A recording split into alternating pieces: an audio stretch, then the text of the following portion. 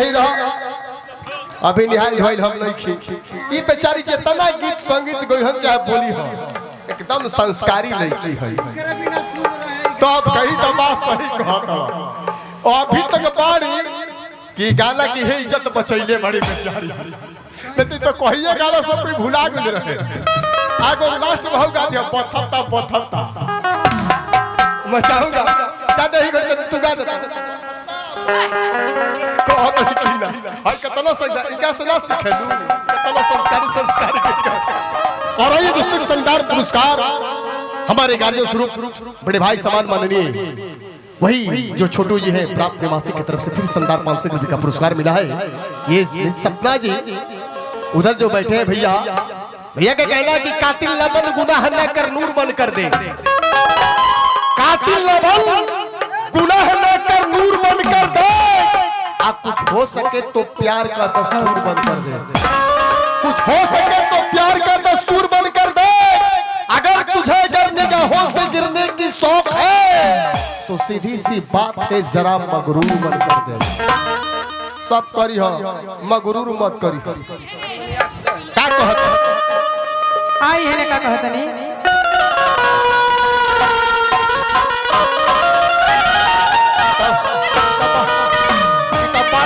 position को बुझाता कि छोटका काटा हो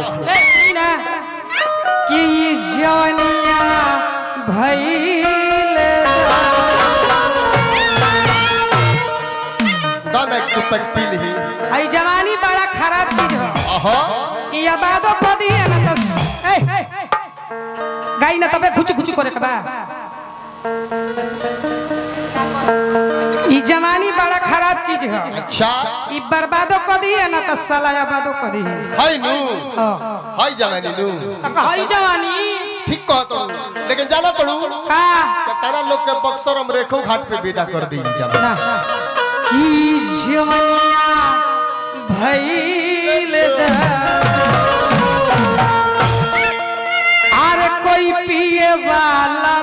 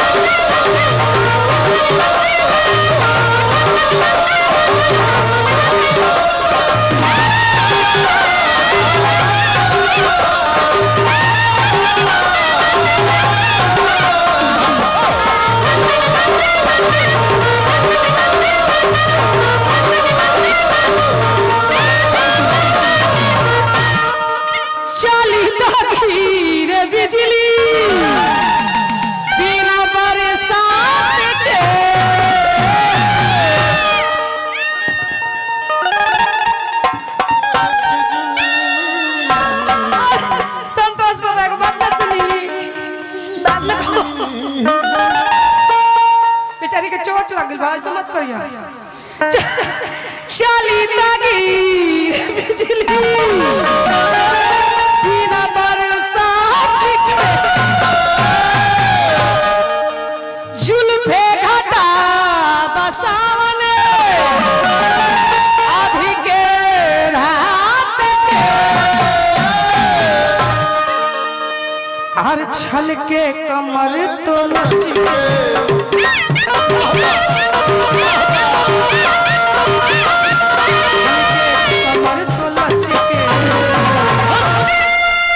कोई रोके वाला